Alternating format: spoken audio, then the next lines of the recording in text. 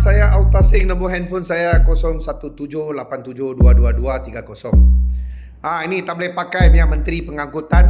Itu Aerotrain 456 juta airport punya. Hari-hari rosak surah 40 lebih kali, 50 kali surah rosak. 456 juta spend. Beli 3 set coaches. Hari ini dalam sejarah dunia tau. Ini orang punya government. Hari-hari rosak. Okey.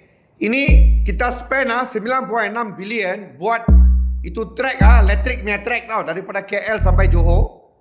And dia pakai ini saya ingat 1970s ke 1980s. Saya masih ingat saya ikut saya punya nenek naik ini. Ini macamnya kepala kereta api pergi dekat Batu Gajah, ikut saya punya nenek pergi.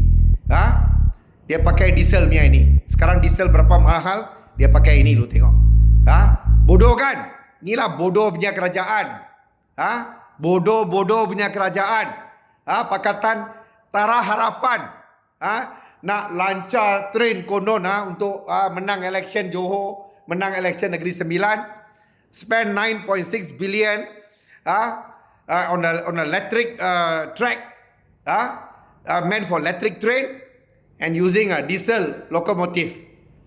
And selling the ticket is 3 times more expensive. What a shame lah, you know. Hey, Etri Lok, you resign lah. Tell your Prime Minister, your cabinet minister all resign lah. DAP is a failure. All the Johor people, Negeri Sembilan people jangan undi ini fortune tau, ini roket punya orang, ini pikir punya orang, jangan undi. Mati tau, ini negara Malaysia akan hancur. Kalau undi sama ini macam ni orang semua.